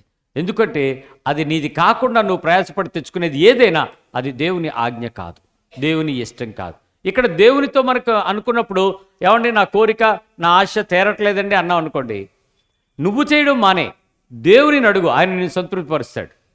ఇక్కడ అందుకే మీరు కోరుకోవలసిన విషయాలను వదిలిపెట్టి కోరుకోకూడని వాటిని కోరుకోవటం ద్వారా మనుషులు ఆశలను తీర్చుకోవడానికి ప్రయత్నం చేస్తూ దేవుని చిత్తానికి వ్యతిరేకమైపోతున్నాం. సో మనం లిస్టు పట్టుకు రాకండి. ఒక ఆయన ఎవరు చెప్పాడు, తెల్ల కాగితం పట్టురండి దేవుడిని సంతకం పెట్టమని, తర్వాత రాసేద్దిగానండి. అవ్వా అలా చేస్తాడు దేవుడు? కాగితం పట్టుకొచ్చి ప్రభు నువ్వు సంతకం పెట్టి నేను రాసుకుంటానంటే నువ్వేవేవో రాసేస్తావు, ఆయన ఇచ్చేదరా? ప్రతిదానికి ఆయనకి తెలుసు ఎప్పుడు ఇవ్వాలో, ఎలా ఇవ్వాలో, ఏది ఇవ్వాలో, ఎంత ఇవ్వాలో, ఎలా ఇస్తే ఎవరి ద్వారా ఇవ్వాలో ఆయనకి ఖచ్చితంగా తెలుసు. సో ఆయన సృష్టి నీకన్నా ముందుగా చేసి దాని గురించి ఆయన విశ్రాంతి తీసుకుంటున్నాడు కాబట్టి నీ కోసం కొత్తదేం తయారు చేయడు. అయితే నువ్వు ఆలోచించాల్సింది ఏంటి? నీ కోరికలను నువ్వు హద్దులో పెట్టుకోవడం కాదు, చంపడం నేర్చుకోవాలి. నీ ఆశలు నువ్వు నెరవేర్చుకోవడానికి తిప్పలపడడం కాదు, వాటిని చంపుకోవడం నేర్చుకోవాలి. ఒక చిన్న మాట, బైబిల్లో అనేక మంది నూతన నిబంధనలో దేవుని యొక్క మాటను ప్రకటించిన వారు ఉన్నారు. సేవ అంటాం దాన్ని. దేవుని మాట్లాడేవాళ్ళు చాలామంది ఉన్నారు, దేవుని మాటలు చెప్పిన వాళ్ళు. కానీ వాళ్ళందరూ కూడా వాళ్ళకున్న కోరికలు, వాళ్ళకున్న ఆశలు ఎప్పుడూ నెరవేర్చుకోలేదు, వాళ్ళు ఎక్కడా చేయలేదు. కానీ వాళ్ళు చేస్తున్నటువంటి పనుల వల్ల వేల మంది ఆశీర్వదించబడ్డారు, లక్షల మంది దీవించబడ్డారు, కోట్ల మంది తృప్తిపరచబడ్డారు. ఈరోజు మనం కూడా ఆ వాక్యంలో ఉన్నటువంటి వాళ్ళ ప్రవర్తనలు చూసి మనం సంతోషిస్తున్నాం. కారణం ఏంటి? వాళ్ళ సొంత ఆశలు, వాళ్ళ కోరికలను వాళ్ళు చంపుకోకపోతే ఈరోజు మనకి వచ్చి ఉండేవి కాదు. దానిలో వాళ్ళు మన ప్రాణమును సహా ద్వేషించకపోతే నాకు శిష్యుడు కాదు అని చెప్పాడు యేసు ప్రభువారు. కాబట్టి అక్కడ చెక్ చేస్తాడు. ఇక్కడ మీరు గుర్తుపెట్టుకోండి, మీ కోరికలని మీ ఆశల్ని మీరు చంపారనుకోండి, అడగడం మానేశారనుకోండి, మీరు అడగడం మానేసిన తర్వాత మీకు అవన్నీ కొత్త రూపంలో వచ్చేస్తాయి మీ దగ్గరికి. అడగడం వల్ల లేట్ అవుద్ది, అడగకపోవడం వల్ల ఆన్ టైంలో మీకు కావాల్సిన టైంలో తెచ్చి మీ చేతిలో పెడతాడు దేవుడు. మీ పక్క వాళ్ళు చెప్పండి, నువ్వు అడిగితే లేట్ అవుద్ది, కోరుకుంటే లేట్ అవుద్ది, ఆశపడితే భంగం కలగచ్చు, వాటిని చంపేస్తే నీకు టైంలో వచ్చేస్తాయి. అంటే నీ నుంచి బయటికి వెళ్ళకూడదు, అది ఎక్కడి నుంచి రావాలి? ఓపి పట్టగలరా అని అడగండి. సమస్య ఏంటి తెలుసా? మనిషికి అంత తొందరపాటు. ఎంత తొందరపాటు అంటే మొక్కలేస్తారు, నీళ్లు పోస్తారు, రోజు వెళ్ళి చూస్తుంటారు పువ్వు పూసిందా అని. పోస్తుంది, పెంద వచ్చిందా లేదు చూస్తారు, పెంద వస్తుంది, అది ఇంత కాయ అవుతుంది. అసలు ఇంత కాయ అవ్వాక పండుద్ది, ఎంత అవ్వుద్ది. ఎంత ఆశ అంటే వెళ్ళి గోర్లతో గుచ్చేస్తుంటారు వెళ్ళి. ఎందుకు? అది తయారైపోయిందేమో. దేవుని ఆలోచన ఏంటి తెలుసా? నీ ఆశ కోరికను విడిచిపెట్టి దాన్ని విడిచిపెడితే ఆ విత్తనం తయారయ్యే స్థాయికి అది చక్కగా ముగ్గి నువ్వు తిన్న తర్వాత ఆ విత్తనాల ద్వారా అనేక పళ్ళను వచ్చేలాగా కూడా దేవుడు దీవించగలడు, నీకొక్కడికే కాదు. సో ఆ తొందరపాటులో ఉండేటువంటి ఆ కోరికలు, ఆశలు వద్దు, చంపేయటం నేర్చుకోవాలి. అంతేకాదు, సేవకులు తమ మొహమాటం వదలాలి. ఏం చేయాలి? మీ పక్క వాళ్ళు చెప్పండి. నిర్మోహమాటంగా ఉండాలి, మొహమాటం వదలాలి. యేసు ప్రభు వారికి ఒక బిరుదు ఉంది, తీయండి. ఆయన చెప్పాడన్నమాట. యాకోబు 2:1. యాకోబు చదవాలని. యాకోబు కాదు, 2:1. యాకోబులో ఉందా? అక్కడ కూడా ఒక వచనం ఉందండి. ఏముంది యాకోబులో? నా సహోదరులారా, మహిమా స్వరూపయగు మన ప్రభువైన యేసుక్రీస్తుని గూర్చిన విశ్వాస విషయంలో మోమాటం గలవారే ఉండకుడి. ఏముందంట? దేవుని గురించి మొహమాటం ఉండకూడదు అన్నది. దేవుని గురించి మహిమా స్వరూపియగు మన ప్రభువైన యేసుక్రీస్తుని గూర్చిన విశ్వాస విషయంలో ఎలా ఉండొద్దు? మోమాటం. ఇక్కడ మత్తయి 22:16 బోధకుడా, నీవు సత్యవంతుడివై ఉండి దేవుని మార్గం సత్యముగా బోధించున్నావనియు, నీవు ఎవరిని లక్ష్య పెట్టవనియు, మోమాటం లేనివాడవనియు ఎరుగుదము. ఆయనకి ఏమేమి లేవు, ఎవరిని లక్ష్య పెట్టాలి, ఎవరిని పడితాడు. అయ్యా, మీరు అలాగని ఆయన లెక్కలేనోడు అనేకండి. ఎందుకో తెలుసా? ఒక చిన్న పేద విధవరాలి కొడుకు బాగులేదంటే వాళ్ళ దగ్గరికి వెళ్ళాడు. శతాధిపతి కుమారుడికి బాగలేదు, ఆయనకి గాయం ఉందంటే ఆయన దగ్గరికి వెళ్ళడానికి రెడీ అయ్యాడు. ఎవడో ధనవంతుడు వచ్చాడు అంటే ఆయన దగ్గర ఆగాడు. ఎవరో మాట్లాడతారంటే ఆ ప్రదేశంలోకి వెళ్తాడు. ఆయన ఎవరిని లక్ష్య పెట్టకపోవడం అంటే ఎలా లక్ష్య పెట్టడం? అందరూ లక్ష్య పెట్టేలాగా లక్ష్య పెట్టడు, అందరినీ మానవుల్లాగా చూస్తాడు. ఆయన ఎవరు అనుకుంటున్నారు? ఎవడైతే మనిషే కదా, అలా ఉండాలి. అలాగని గేరగా ఉండకూడదు, అమర్యాదగా ఉండకూడదు. అధికారులను సన్మానం చేయాలి, గౌరవించాలి, మనన చేయాలి, చక్కగా లక్ష్యంగా ఉండాలి. అంటే ఆ క్రమాన్ని మర్చిపోకూడదు. ఈయనంట మొహమాటం లేకుండా ఉండేవాడంట. మీ పక్కన అడగండి, ఉందా మీకని? పదం భలే ఉందండి. మొగము మాటము అంటే వారు ఏదైనా నీ ముఖం దగ్గరికి వచ్చి అడిగితే మోటున ఉండకుండా ఆగు అని చెప్పకుండా అలాగేనండి అని ఇస్తామంట. ఇచ్చేస్తానండి, ఉందండి అంటాం. అలా ఉండకూడదంట. ముఖము మాటున దాచుకుని నువ్వు ఇంకొక మాటను మాట్లాడకూడదు. అది మొగమాటము. మాట చాటున మాట ఉండకూడదు. మాట ముందు మాట ఉండాలి. మాట అంటే మాటే. మాటలు ఎలా ఉండాలంట? అయితే అవును, లేకపోతే అంతకంటే మించితే వచ్చింది దేవుడి నుంచి రాలేదు. ఎవడో మన సాతాను గడి నుంచి వస్తుంది. కాబట్టి మొహమాట పడకూడదు. ఇస్తాను, ఇవ్వాలి, చేస్తాను, ఇవ్వను అనేటప్పుడు ఇవ్వను అనకూడదు. మొహమాటం ఎలా ఉండాలంటే నువ్వు మౌనంగా ఉండాలి. ఈ మొహమాటం దగ్గర చాలా విషయాలు బైబిల్ చక్కగా చెప్తుంది. నువ్వు సైలెంట్గా ఉండాలి. వాళ్ళు వచ్చి ఏంటి సార్ అనండి, కాదు మీరు చేస్తారా, అటు ఇటు కాకుండా వద్దు, కామ్గా ఉండు. అవతల సగం అర్థమైపోద్ది. ఏమని? వీడికి ఇష్టం లేదని. ఆడి చేతే చెప్పించు. మీకు ఇష్టం లేనట్టుందంటే నువ్వు మాట్లాడకూడదు. ఆడికి అర్థమయ్యేలా చెయ్యి. అలాగని రెండు అర్థాలు ఉండేలాగా చేయకు. మీరు అలాగనుకున్నారా, నేను అలా అనుకోలేదు, అలా అనుకో. అస్సలు మొహమాట పడదు.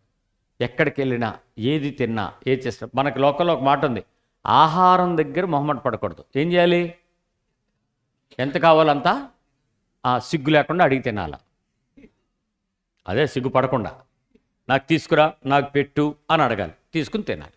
వ్యవహారం దగ్గర మొహమాట పడకూడదు. ఏంటి వ్యవహారం దగ్గర? ఇస్తానంటే ఇవ్వాలి, కావాలంటే తీసేసుకోవాలి. 5 పైసలు అటు ఇటుగా పర్వాలేదు తర్వాత ఇద్దామంటారు. మొహమాటం ఎక్కడ ఉంటుందో తెలుసా? మీరు 1000 రూపాయలు అవతల వాళ్ళకి ఇవ్వాలి. మీరు 10 రూపాయలు కట్టపట్టుకుని వెళ్ళారు, వాళ్ళకి ఇచ్చారు. వాళ్ళు అన్నాడు పోన్లేండి సార్ థ్యాంక్ యూ మీరు ఇచ్చారు అన్నాడు. అప్పుడు నువ్వేం చెప్పాలి? నువ్వు లెక్క పెట్టాలి. వాళ్ళు ఏమంటారు మొహమాటానికి? అబ్బాయి పర్లేదండి, మీ దగ్గర ఎక్కడ పోతాయండి. అలా ఎంతమంది నష్టపోయారో. తీర లెక్కడితే అదేమో 900 వచ్చినాయి అనుకో. ఏం చేస్తావు? 100 ఎవరిని అడుగుతావు? నువ్వు మనిషి ముందు లెక్కెట్టుకోకుండా పట్టుకెళ్ళావంటే మొహమాట పడ్డావు. అస్సలు మొహమాట పడక్కర్లేదు భయ్యా, లెక్క పెట్టు అని లెక్క. సార్ ఎంతసేపు అయినా పర్లేదు, మొహమాట పడద్దు, లెక్క పెట్టు. వ్యవహారం దగ్గర ఖచ్చితంగా ఉండాలి. ఎప్పుడు మొహమాట పడకూడదు. ఎవరికైనా ఇంటి దగ్గర విషయాలు కానీ, ఇంటి బయట కానీ, చుట్టాలు బంధువుల దగ్గర అస్సలు మొహమాట పడకూడదు. ఖచ్చితంగా ఉండాలి. మీ మాట అవును అవును, కాదు కాదు, ఇస్తాను చేస్తాను, చూస్తాను, చూడను, రాను. అయితే మాట మధ్యలో మొహమాటానికి ఒక స్పష్టత ఉంది. నొప్పించేలాగా మీ అభిప్రాయం చెప్పకూడదు. అది మొహమాటస్తుడికి ఉండకూడని జ్ఞానం ఏంటి? నొప్పించేలాగా అవతల వ్యక్తిని చెప్పకూడదు. ఏమండి మీరు వస్తున్నారు కదా అంటే నేను రానని చెప్పాను కదా, నన్ను అడక కాదు. మొహమాటం లేకుండా మాట్లాడడం ఏంటి తెలుసా? నాకు కూడా రావాలని ఉండేది, వద్దామని అనుకున్నాను, కొన్ని పరిస్థితుల వల్ల రాలేకపోతున్నాను, మీరు అర్థం చేసుకోగలరు అనుకుంటున్నాను. అయిపోయిందా? ఇప్పుడు ఆడేం చేస్తాడు? ఏం చేయలేడు, అర్థం చేసుకుంటాడు. గేర్ సమాధానం చెప్పడానికి మొహమాటం లేకుండా మాట్లాడడానికి తేడా లేదా? ఇక్కడ ప్రాబ్లం ఏంటో తెలుసా? వయసు అడ్డం వస్తుంది. చిన్నప్పటి నుంచి నేర్పించండి ఈ విషయం. Say no is a best answer. No, కుదరదు, అవ్వదు అని చెప్పగలగడం ఉత్తమమైన సమాధానం. కానీ నో చెప్పేటప్పుడు మొహమాటం లేకుండా చెప్పగలగడం అవసరం. ఎంత మొహమాటమో చూసుకోండి. అసలు ఎక్కడ కూడా ఆ మాట మనం మాట్లాడేటప్పుడు నేను చేద్దామనుకున్నాను, నేను చూద్దామనుకున్నాను, నేను ఇద్దామనుకున్నాను, నేను చెబుదామనుకున్నాను, కానీ కొన్ని పరిస్థితుల వల్ల అవలేకపోయింది, చేయలేకపోతున్నాను. దయచేసి మీరు అర్థం చేసుకుంటారని నేను నమ్ముతున్నాను. థ్యాంక్ యూ అంటే అర్థము నో. మీ పక్క వాళ్ళు చెప్పండి. గేరగా సమాధానం చెప్పకు, పౌరుషంగా సమాధానం చెప్పకు, నేను ఒకసారి భోజనం చేస్తున్నాను, భోజనం వడ్డిస్తున్నారు, లైన్లోనే నుంచున్నాను. నేను ఇలా చెయ్యలా పెట్టి పచ్చడి ఇలా కలుపుతున్నాను. సారీ సినా అన్నాడు. నేను విజయనగరంలో ఉంటున్నాను కానీ నేను విజయనగరం అలవాట్లు నాకు లేవు, పచ్చడితో తిన్నాక నేను కూరతో తింటాను, తర్వాత చారు తీసుకురా తమ్ముడు అని చెప్పాను. చాలా సౌమ్యంగా చెప్పాను. ఆడితో నవ్వుతూ చెప్పాను. అలాగే సార్ అన్నాడు, వెళ్ళాడు. నేను ఇలా పచ్చడితో ఒక ముద్ద తిన్నాను, ఇంకొక సారు బకెట్ వచ్చింది. సార్ వేసేమంటారా? ఒరే వద్దురా తిన్నెవరా? నాకు అప్పుడు నవ్వు వచ్చింది. 2సారి వీడికి ఇలా చెప్పాను లేదు, ఇంకో బకెట్ అక్కడి నుంచి వచ్చిందిరా బాబు వీడికి అని 2 ముద్దలు తిన్నాను. కూరలా కలుపుతున్నాను, మళ్ళీ వచ్చాడు ఫస్టోడు. సార్ పచ్చడి అయిపోయింది, సార్ వేసేమంటారా? కూర తిన్నామంటారు నన్ను వెళ్ళాను. మళ్ళీ వచ్చి ఇంకా ఆ రోజు నన్ను అన్నం తినవలేదాడు. సారు సారు తిను సారు తాగు అన్నట్టు ఉంది. 5 నిమిషాలు లోపు పట్టాను, 10 నిమిషాలు లోపు పట్టాను. నా పక్కోడు అడుగుతున్నాడు, సార్ ఆడ వస్తాడు మాటకి వేయించేసుకోండి సార్ అన్నాడు. నువ్వు వేయించుకోను, నా తిండి నన్ను తిన్న ఒక నువ్వెందుకు మధ్యలో సంటేస్తావు? ఆడోడు తినేస్తున్నాడు, ఈడో పక్కన తిన్నాను, నువ్వు తినచ్చు కదా నీది. నేను మొహమాటం లేకుండా చెప్తున్నాననే ఉన్నాను, కానీ నా మాట తీరు మర్యాదగా లేదు. నా మాట తీరు పరుషంగా ఉంది, గాయపరిచేదిగా ఉంది. నేను అప్పుడు ఆడిని వచ్చాక నాన్న బకెట్ ఎక్కడ పెట్టి అన్నాను. ఏం సార్ అన్నాడు. నువ్వు మాటకి రావడం నాకు ఇష్టం లేదు. ఇంకో బకెట్ తిరుగుతుంది కదా, అది పంచు, నాకు కావాల్సినప్పుడు నేను వేసుకుని నీ బకెట్ పిలుస్తాను, నువ్వు పట్టుకెళ్ళిపోదు కానీ అమ్మా అక్కడ పెట్టాను అని సార్. లేదు సార్ మీరు పిలవండి వస్తాను అన్నాడు. నేను కూల్ కదా, నాకు టెన్షన్ లేదు కదా, ఇప్పుడు ఆడితో గొడవ లేదు కదా. లేకపోతే ఏం చేస్తున్నాడు, మొత్తం కలుపుతుంటూ వచ్చేస్తున్నాడు సార్ అని. అరే ఇప్పుడు నేను మాట్లాడేటప్పుడు మొహమాటం లేకుండా మాట్లాడడం నాకు తెలుసు, కఠినంగా మాట్లాడడం తెలుసు, గట్టిగా చెప్పడం మనకు తెలుసు. ఇబ్బంది కలుగుతుందా లేదా నీకు అనవసరం అని చెప్పేలాగా అనవసరం. కొన్నిసార్లు చెప్పాలి మీదకొచ్చేతో మాట్లాడితే అనొచ్చు. కానీ ఆ మొహమాటం లేని పని నా సెల్ఫ్ డినైల్, అంటే నా లోపల కోపమును బట్టి ఆయాసపూర్వకమైన పరిస్థితులను బయటికి వెల్లడిగక్కటం కూడా నా చర్యలలో నిషిద్ధం. దేవుని మాట ఆ సేవలోకి వచ్చినప్పుడు, సేవ అంటే క్రీస్తుని అంగీకరించే కొద్దీ ఈ విషయాల్లో మనం ఏం చేయాలి, నేర్చుకోవాలి. స్లోగా, నెమ్మదిగా, ప్రేమగా, అభ్యంతరంగా, కఠినంగా ఉండాలి, సౌమ్యంగా ఉండాలి. నొప్పి కలగకుండా చేయగలగటం మొహమాటం లేని తనం యొక్క ఉద్దేశం. సున్నితంగా తిరస్కరించాలి. చెప్పండి, వద్దు ఇప్పుడు నాకు అవసరం లేదు నాన్న, థ్యాంక్ యూ, ఇప్పుడు వద్దమ్మా, ఇప్పుడు వద్దు. ఎందుకు ఆ మాట చెప్ప ఇప్పుడు ఇందాక నేను 4 సార్లు ఏమన్నాను, గట్టిగా కోపం వచ్చిందా లేదా? పక్కడు వేసుకోండి అంటే ఏమన్నాండి? సున్నితంగా చెప్పడం రాదు మనకి. పౌరుషంగా పదాలను వాడి గట్టిగా, రౌద్రంగా, చిరాక మొహం పెట్టే. అప్పుడు నేను అలాగే నాలాంటోడే పక్కన నా ముందోడు గట్టిగా కేకేసాడు. 3 సార్లు పిలిచాను, తేడలేదు నువ్వు అని చెప్పి. నేను వాటితో ఆలోచిస్తున్నాను, ఒకవేళ ఆ ప్లేస్లో నేను యేసుప్రభువుని తెలుసుకోకపోయి ఉంటే అలిగి వెళ్ళిపోదు, నువ్వు చెయ్యి వదిలేసి అన్నం వదిలేసి వెళ్ళిపోదు. ఏమంటే పిలిచారు ఏది పెట్టరు ఇక్కడ అని కోపగించుకుని వెళ్ళిపోదాం. లేదు వాళ్ళకే ప్రవర్తించను. కానీ నాకు అర్థమైంది ఏంటంటే నాకు వాడికి తేడా లేదు. ఎందుకో నేను కూడా అలాగే ప్రవర్తిస్తున్నాను, కానీ నేను ఆ లోపల నా మాట స్పందించే తీరును అణుచుకోవడానికి తిప్పలబడుతున్నాను. నీ వయసును బట్టి, నీ గర్వాన్ని బట్టి, నీ బలాన్ని బట్టి తగ్గడం నేర్చుకోండి. అక్కడ మొహమాటం లేకుండా మాట్లాడాలి, మొహమాటం లేకుండా ప్రవర్తించాలి, మొహమాటం లేకుండా ఉద్దేశాన్ని చక్కగా వెల్లడి చేయాలి. అట్ ద సేమ్ టైం అవతల వ్యక్తిని గాయపరచకుండా, బాధ పెట్టకుండా, హింస పెట్టకుండా, నిన్ను వాడు మర్చిపోకుండా ఉండేలాగా చేయకూడదు. ప్రేమగా చేయటాన్ని బట్టి వాడు నిన్ను మర్చిపోకుండా ఉండేలాగా చేయాలి. తర్వాత సేవకులు తమ అభిమానము లేకుండా చూసుకోవాలి. అభిమానం, స్వంత అభిమానం. చాలామందికి ఈ అభిమానం చాలా ఉంటుంది. నా కుర్చీ వేయలేదు, నా పేరు పెట్టి పిలవలేదు, ఫస్ట్ నన్ను వదిలేశారు. నేను బాప్తిజం ఇచ్చిన తర్వాత ఒక అబ్బాయి చర్చికి రావడం మానేశాడు. అబ్బాయి కాదు, అతను అంటే పెద్దోడు. ఏమైంది నేను అడిగాను, ఏమైంది మీరు బాప్తిజం తీసుకున్న తర్వాత రాలేదు అని వాళ్ళ ఇంటికి వెళ్ళి అడిగితే వాళ్ళ ఆవిడ అంది, ఇచ్చావులే పెద్ద బాప్తిజం అంది. నేనిచ్చానా? నువ్వు కదా తీసుకున్నది, నువ్వు అడిగితే కదా నేను ఇచ్చాను, నేను ఎప్పుడు ఎవరిని బలవంత పెట్టలేదు కదా అన్నట. ఏమి ఫస్ట్ మా ఆయనకి ఇవ్వచ్చు కదా, లాస్ట్లు ఇచ్చావు అంది. ఇప్పుడు ప్రాబ్లం ఏంటి? ఫస్ట్ ఇవ్వలేదని అలిగిసి వాళ్ళ ఆయనకి కీ ఇచ్చింది, వాచికి ఇచ్చినట్టు. మనోడు నిజమే, ఆయన చూడు ముందు ఆడపిల్లలకి ఇచ్చాడు, ముందు చిన్నపిల్లలకి ఇచ్చాడు, లాస్ట్లో పిలిచాడు, లాస్ట్లోని చర్చిలో అందరికి చెప్పేస్తున్నాడు లాస్ట్లో బాప్తిజం ఇచ్చాడని. అందరూ ఎవ్వరూ కూడా అతనికి చెప్పలేకపోతున్నారు. అరే బాప్తిజం లాస్ట్ ఫస్ట్ కాదు, బాప్తిజం తీసుకున్నప్పుడు అది ముఖ్యం అని ఆవిడ చెప్పట్లా. మొత్తానికి నా వరకు వచ్చింది, నేను వెళ్ళాను మాట్లాడితే అని చెప్తున్నాడు. ఏమిటి, ఎందుకు అతను బాప్తిజం విషయంలో ఆ గొడవ పడుతున్నాడో తెలుసా? He needs self respect by stating first. స్వాభిమానము అంటే నీవు సొంత మర్యాదను మాత్రమే కాక నిన్ను నువ్వు అభిమానించుకుంటూ, నీ విలువను నువ్వు పెంచుకుంటూ, నీ గుర్తింపును నువ్వు కోరుకుంటూ, నీ ప్రదర్శనను నువ్వు ప్రదర్శిస్తూ, నీ ఐడెంటిటీ క్రైసిస్, నన్ను గుర్తించకపోతే నువ్వు ఎవరినైనా ఏడ్పించేస్తావు, బాధ పెట్టేస్తావు. అది తప్పు. సేవకుడిగా నిన్ను నువ్వు గుర్తించడానికి ప్రధాన ప్రయత్నం చేయకూడదు. నిన్ను నువ్వు వదులుకోవడం నేర్చుకుంటున్నావు. నిన్ను గుర్తించి సొంత అభిమానాన్ని విడిచిపెట్టు. కొంతమందికి ఈ సెల్ఫ్ రెస్పెక్ట్ విషయంలో ఎంత పట్టింపు ఉండదంటే మర్చిపోయినట్టే ఉంటారు, కానీ దిప్పుతూ ఉంటారు, అప్పుడప్పుడు పొడుస్తూ ఉంటారు.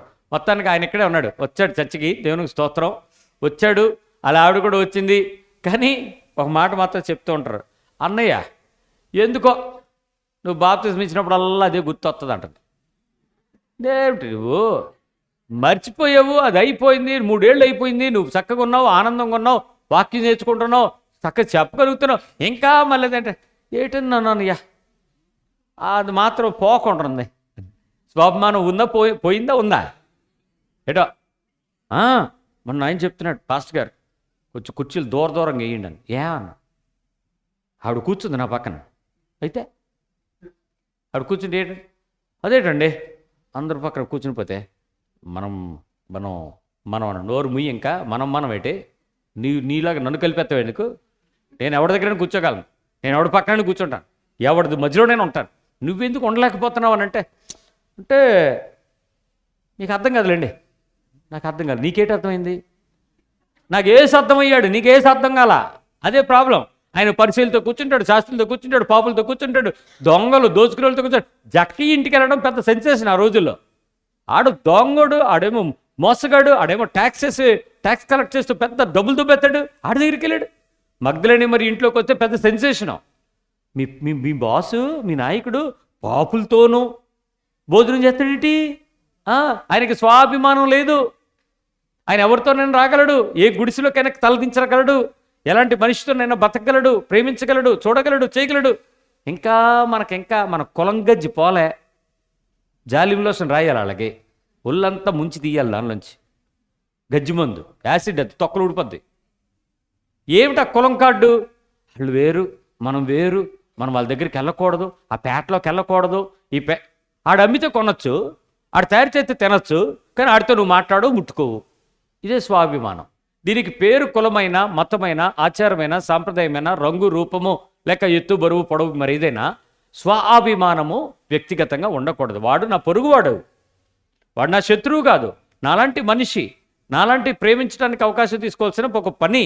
అంతేకాని నేను ఎప్పుడూ కూడా అసహ్యమైనటువంటి పనిని చెయ్యకూడదు. ఇదే నీ మనసులో ఉండాలి, ఎప్పటికీ నీకు ఉండకూడదు.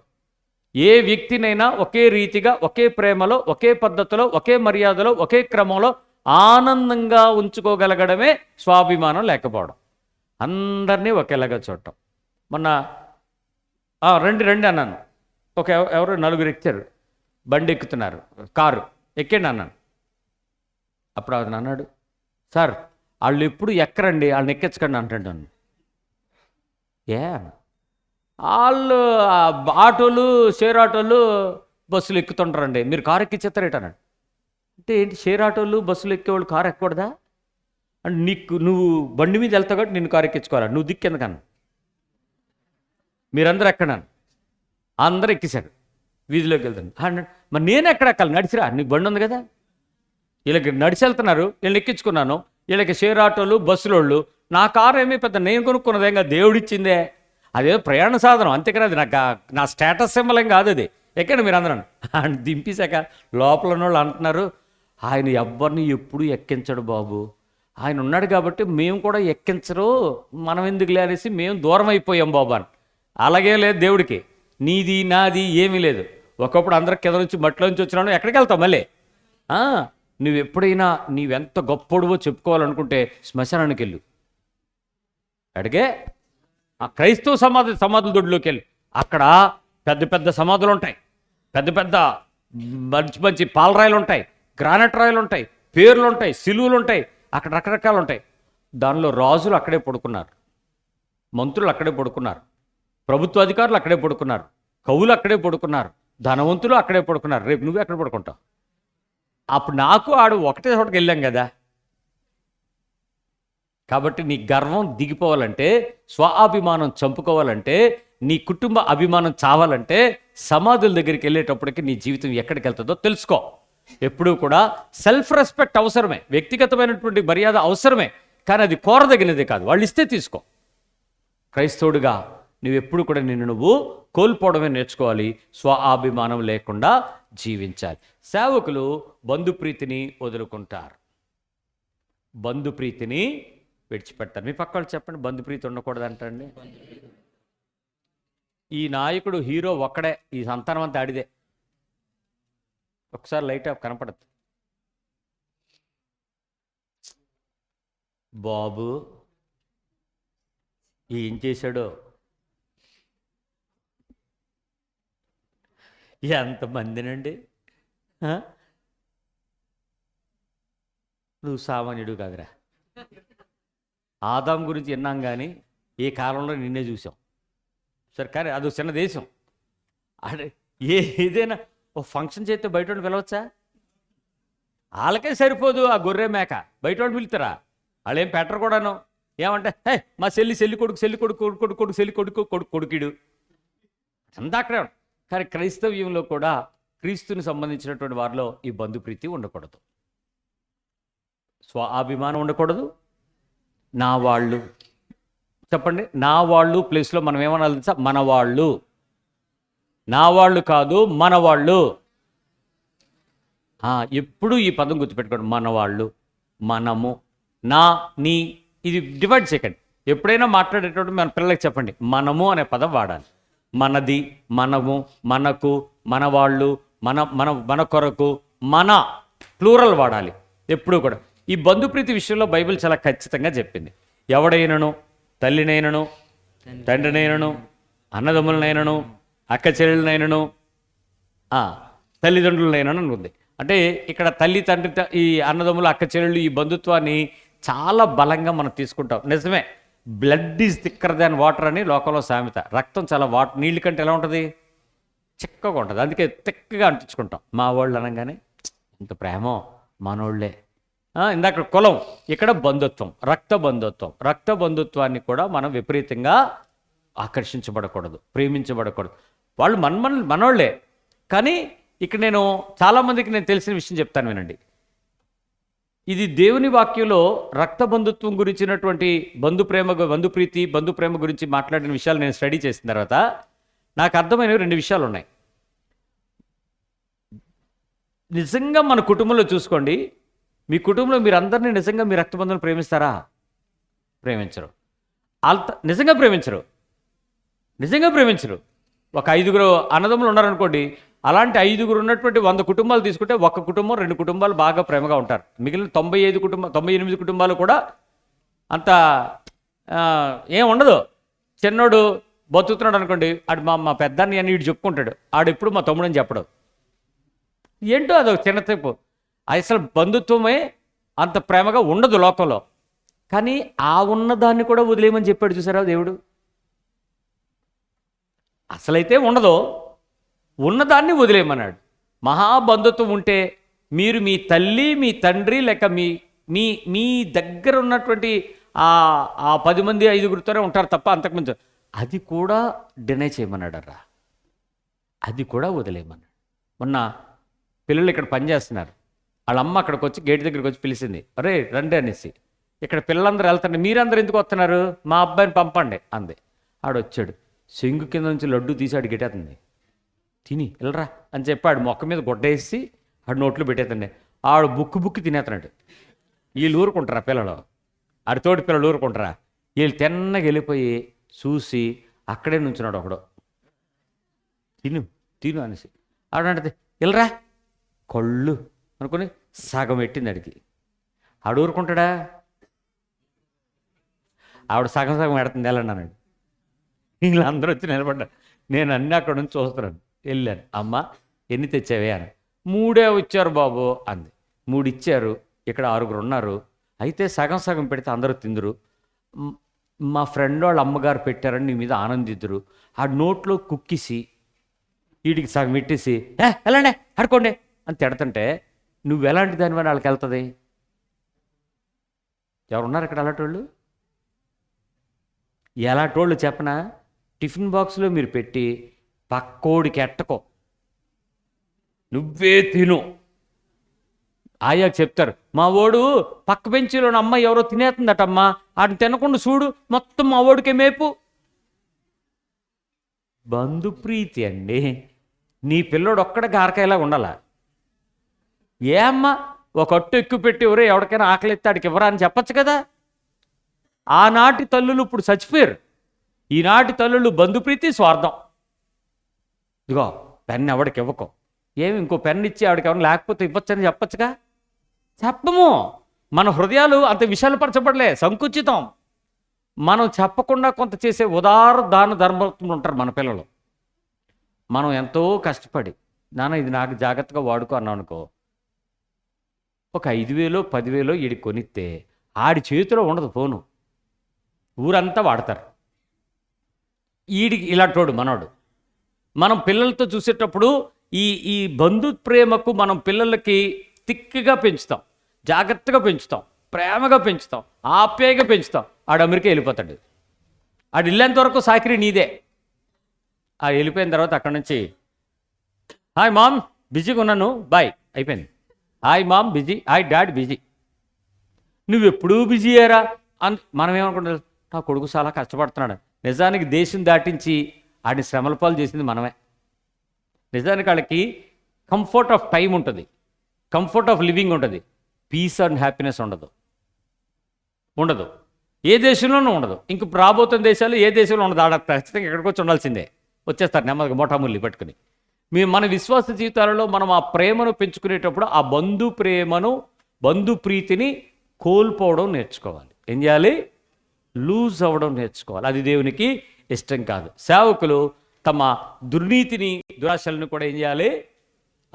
దురాశ, దుర్నీతికరమైనటువంటి పనులు, కన్నింగ్ పనులు, చెడ్డ పనులు, చెడ్డ ప్లానింగ్లు, మోసం చేయడాలు, లాక్కోడాలు, బలవంతం చేయటాలు, తప్పుగా చూపించి మంచిగా చేసే ఆలోచనలు, ఏమీ అవ్వదులే అని ఏదో చేయటాలు, నష్టం కాదని అబద్ధం చెప్తూ కీడు కలిగించటాలు, హాని చేయటాలు, ఇవన్నీ దుర్నీతి, దేవునికి ఇష్టం కాని పనులు. క్రైస్తవుడుగా ఉండేటప్పుడు పరిశుద్ధమైన జీవితం కొరకు లక్ష్యం కలిగి వీటన్నిటినీ కోల్పోవడానికి ప్రయత్నం చేయాలి. You should loose everything. నువ్వు ఎంత వదులుకోవాలో అంత కోల్పోవడం నేర్చుకోవాలి. ఈ దుర్నీతి విపరీతంగా, ఈ దురాశను విపరీతంగా ద్వేషించాలి. విపరీతంగా. ఇవి విసర్జించాల్సిన విషయాలు కాదు, ద్వేషించాల్సిన విషయాలు. బైబిల్ చెప్పినటువంటి కొన్ని పనులు ఉన్నాయి. అసహించుకోవాల్సిన విషయాలు కొన్ని ఉన్నాయి, ద్వేషించాల్సిన పనులు కొన్ని ఉన్నాయి, విసర్జించాల్సిన విషయాలు కొన్ని ఉన్నాయి, విడవలసిన విషయాలు కొన్ని ఉన్నాయి, కోరుకోకుండా ఉండవలసిన విషయాలు కొన్ని ఉన్నాయి. ఈ 5 లక్షణాలు నేర్చుకోవాలి. అవి నీకు తెలియాలి. క్రైస్తవ్యంలో క్రీస్తు ఆ 5 పనులు మనకు చెప్పాడు. వాక్యంలో ఉన్నాయి ఇవన్నీ. ఇవి నేను చెయ్యకూడదు, రైట్, నేను చేయను. ప్రభు వద్దన్నాడు, మానేస్తాను. ఆయన కోరుకోవద్దన్నాడు, నేను కోరుకోను. ఆయన ఆశపడొద్దన్నాడు, నేను ఆశపడను. ఆయన ఏం చేయొద్దన్నాడు, అది నాకు పరమావధిగా చూడాలి.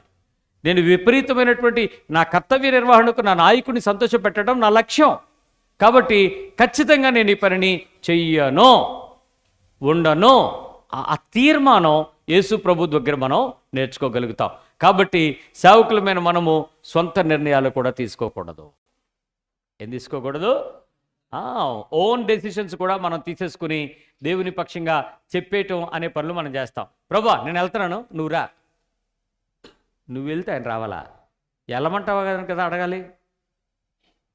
ప్రభా నేను ఇది కొనేస్తున్నాను, నువ్వు నాకు డబ్బులు సాయం చేయి. అలా కాదు, కొనమంటావా అని కదా అడగాలి. నువ్వు చేసే పనికి ఆయన దగ్గర నిర్ణయం తీసుకోవడానికి రావాలి. మీరు అడగచ్చు, అవును కాదు నీకేమన్నా గాల్లో వినపడదని మనం అనుకుంటాం. కానీ మీకు ఏం చేస్తారో తెలుసా? అవును అనేటట్లు నడిపింపు, కాదు అనేటట్లు అడ్డగింపు నీకు తెలియచేసేలాగా చేస్తాడు. నువ్వు గ్రహిస్తావు దేవుని మార్గాలు, అర్థమవుతాయి దేవుని పనులు, నీకు ప్రత్యక్షత వస్తుంది. ఆ పని చెయ్యాలి, చెయ్యకూడదు ఇది అని. ఇది తెలియకపోవడం వల్ల చాలామంది దేవునితో చెప్పేసి వాళ్ళకి ఇష్టానుసారం పనులు చేసేసుకుంటున్నారు. వ్యాపారాలు చేసేస్తారు. నేను చాలా వ్యాపారాలకి ప్రార్థన చేయడానికి వెళ్ళాను, అవన్నీ మూసారు. నేను ప్రార్థన చేశాను, ఓపెనింగ్లో గల్లాపెట్టలో 500 1000 వేసాను. నాకు తెలిసి కొంతమంది వేయమంటారు కదా, సేవకులు మీ చేతితో ఎత్తానంటే మేము ఎప్పుడు తీసుకోవడమే కానీ వేయడం ఉండదు. కానీ అలాంటి టైంలో బాగోదని వేస్తాం.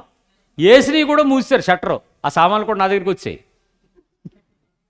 వాళ్ళు కొనుక్కున్న సామాన్లు మళ్ళీ వెనక్కి వచ్చి, పాస్టర్ గారు మీరే వాడుకోండి, ప్రార్థన చేశారు కదా అని ఇచ్చారు. నేను ప్రార్థన చేసేటప్పుడు మంచి మనస్ఫూర్తిగా ప్రార్థన చేస్తా. నిజంగా దీవించబడాలి, ఆశీర్వదించబడాలి, నీతిగా ఉండాలి, న్యాయంగా ఉండాలి, కుటుంబం వర్ధిల్లాలి, అది ఆస్తికరంగా ఉండాలి, దేశానికి ఉపయోగపడాలి, తన వ్యాపారం, అతని ద్వారా దేశ పురోగతి, జిడిపి పెరగాలి అని కూడా అడుగుతా. మరి ఎందుకు మూసేస్తారు? వాళ్ళు దేవుడికి చెప్పి చేసేసారు, నా చేత అడిగి చేయించలే. అందుకని ఏమయ్యాయి? కొంచెం ఇబ్బంది పడ్డాయి. అంటే అన్నీ అంటే ఇంచుమించు ఒక 100 ఓపెన్ చేశాను, ఒక 80 మూసారు, 20 మాత్రం తెరిసే ఉన్నాయి. వాళ్ళు ముయ్యాలో తెలియదు, తెరవాలో తెలియదు. అలాంటి వాళ్ళు కొంతమంది ఉన్నాయి, ఒక 10 5. అంటే నష్టపోతారని నేను చెప్పను, నష్టపోవాలని నేను కోరుకోను.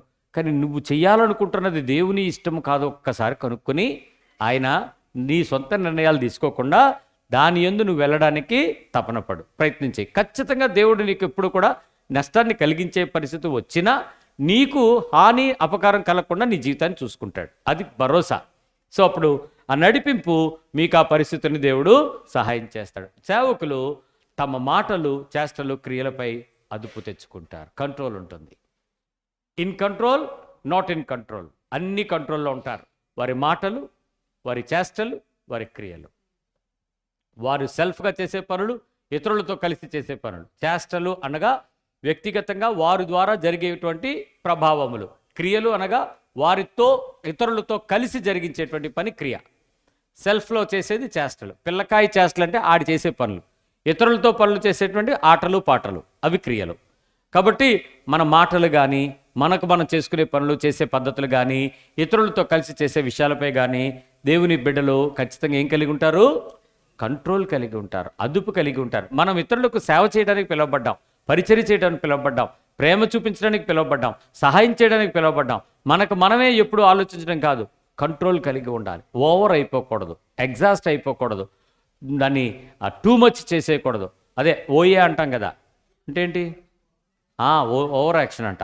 ఆ ఓవర్ యాక్షన్లు చేసేసి ఏదేదో అనేలాంటి పనులు చేసి మనం ఏదో చేసేస్తున్నాం అనేటువంటి ఆశలు వేయకూడదు. అన్ని కంట్రోల్, ఎవ్రీథింగ్ కంట్రోల్. ఎంత మాట్లాడాలో అంతే మాట్లాడాలి, ఎంత చూడాలో అంతే ఉండాలి, ఎంత సమయం ఉండాలో అంత సమయం ఉండాలి, ఎంత పనులు చేయాలో అంతే పనులు. కంట్రోల్. ఏది కూడా ఓవర్ అయింది. దేవుని యొక్క పిల్లలు ఉప్పు వలె మాట్లాడతారు, కృపాసహితంగా మాట్లాడతారు. ఇతరులకు అభ్యంతరం కాకుండా వారిని వారు అదుపులో, క్రమశిక్షణలో పెట్టుకుంటారు. ఇతరులకు ఉపకారము, మేలు కలిగే క్రియలు వారు ఎప్పుడు చేస్తూ ఉంటారు. ఇది దేవుని యొక్క వాక్యం కోరుకుంటున్నటువంటి పద్ధతి. మరొకటి, సేవకులు తొందరపాటుని గాబరా పడిపోరు, కంగారు పడిపోరు, కలవరపడిపోరు, కన్ఫ్యూజ్ అయిపోరు. ఇవి చెయ్యకూడదు. కలవరపాటుతో, తొందరపాటుతో గాబరా పెట్టి నష్టాన్ని కలిగించకూడదు. మేము ట్రైనింగ్లో పిల్లలకి 4 రకాల మనుషులు చూపించాం. కొంతమంది ఏమనుకుంటారు? ఇప్పుడే జరిపాలనుకుంటారు. ఎవరున్నారు ఇక్కడ? వెంటనే అవ్వాలండి. ఇప్పుడు అది చెప్పిన పని వెంటనే అయిపోతే ఆడు ఊరుకోడు, పిచ్చి అయిపోతుంటాడు.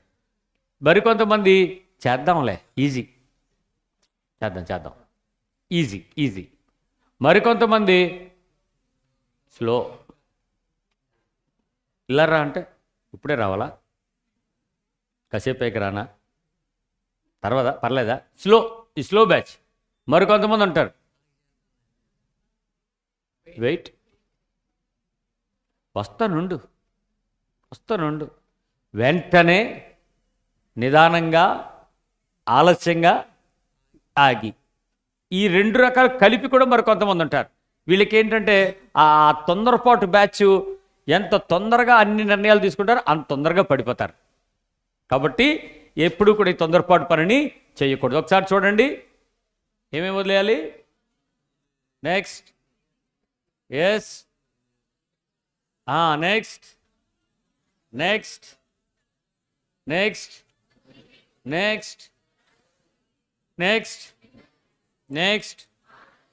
నెక్స్ట్.